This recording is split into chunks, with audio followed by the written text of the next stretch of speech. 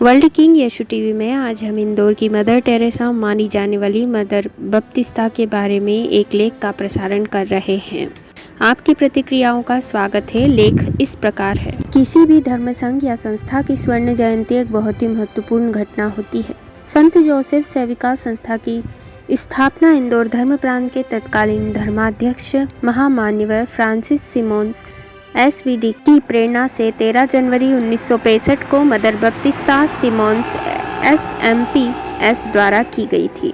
Mother बप्तिस्ता का जन्म 9 जुलाई 1918 को हॉलैंड के रोएरमोंड में हुआ था। उन्होंने 1939 में होली स्पिरिट धर्म संघ के कॉन्वेंट में प्रवेश लिया।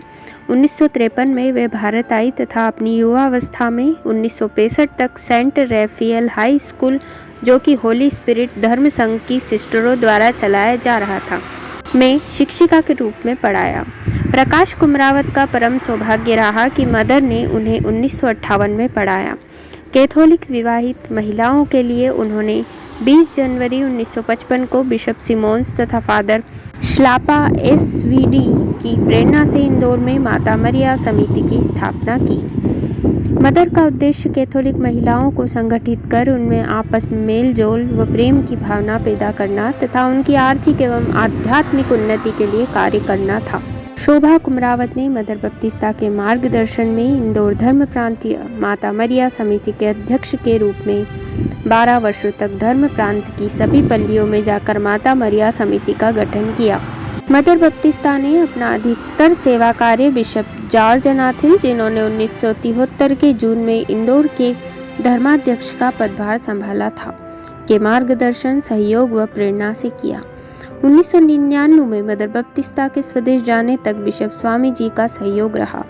स्वर्ण जयंती के अवसर पर मदर जोसेफा लरगेसनर एसएसपीएस की सेवाओं का उल्लेख करना भी हमारे लिए उचित होगा, जिसने हमेशा मदर बप्तिस्ता के हर कार्य में संपूर्ण हृदय से सहयोग दिया। मदर बप्तिस्ता ने फादर बर्नार्ड एसवीडी के सहयोग से इंदौर के बाणगंगा क्षेत्र में कुष्ठ रोगियों के लिए ईसावास की स्थापना की, जहां उनके इलाज के साथ उनके पुनर्वास तथा स्वावलंबी बनाने के लिए उन्हें विभिन्न कामकाज सिखाए। पालिया ग्राम में कुष्ठ रोगियों के लिए संस्था ने खेती योग्य जमीन खरीदकर उन्हें खेती किसानी के कामों में लगा दिया। मदर बप्तिस्ता ने नंदानगर में संस्था द्वारा वृद्ध एवं बेसहारा लोगों के लिए वृद्धाश्रम की स्थापना की। मनुष्य की 3 मूलभूत आवश्यकताओं रोटी, कपड़ा, मकान की व्यवस्था के लिए छोटे छोटे कामों के लिए महिलाओं तथा पुरुषों को अनाज, कपड़े तथा मकान दिए।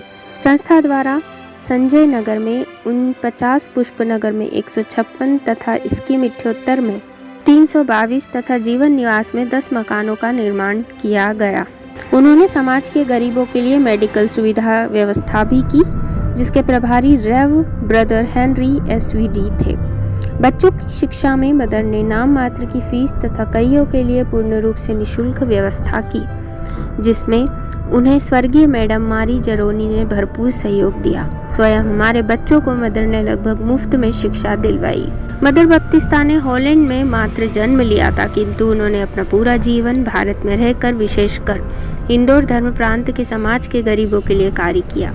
इंदौर के साथ उज्जैन, झाबुआ, खरगोन तथा छत्तीसगढ़ के आदिवासियों की उन्नति के लिए भरसक कार्य किए।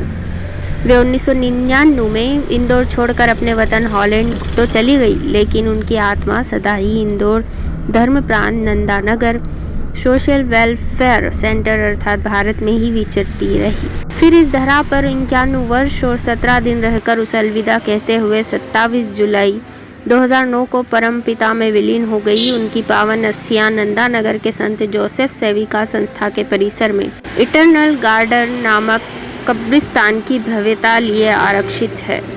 यदि हम उन्हें इंदौर की मदर टेरेसा कहें तो अतिशयोक्ति नहीं होगी। जय ईश्वर।